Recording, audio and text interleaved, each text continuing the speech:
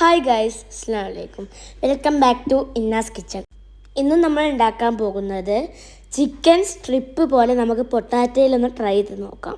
Okay, ഇതിനായിട്ട് വേണ്ടത് നമ്മൾ 3 പൊട്ടാറ്റോസ് ആണ്.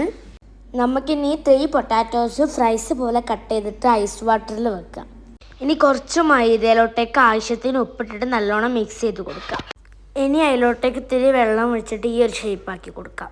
ഇനി നമ്മൾ ആ നേരത്തെ കട്ട് ചെയ്ത് വെച്ച ഫ്രൈസ് ഐസ് വാട്ടറിൽ നിന്ന് എടുത്തിട്ട് നമ്മൾ നേരത്തെ ഉണ്ടാക്കിയ ആ മിക്സിലോട്ടേക്ക് ഇട്ട് കൊടുക്കുക. എന്നിട്ട് നല്ലോണം മിക്സ് ചെയ്ത് കൊടുക്കുക. ഇനി ആവശ്യത്തിന് മൈദ എടുത്തിട്ട് നമുക്ക് അതിലോട്ടേക്ക് ഈ ഫ്രൈസ് ഇട്ട് കൊടുക്കാം.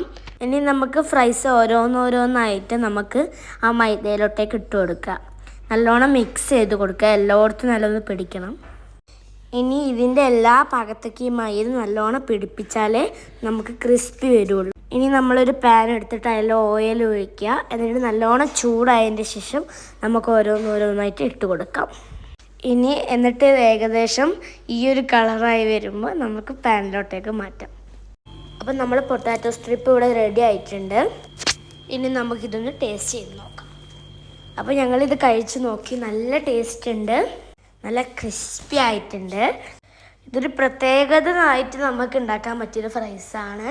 അപ്പോൾ ഈ വീഡിയോ ഇഷ്ടപ്പെട്ടാൽ ലൈക്ക് ചെയ്യുക, ഷെയർ ചെയ്യുക, സബ്സ്ക്രൈബ് ചെയ്യുക. അപ്പോൾ ബൈ ബൈ.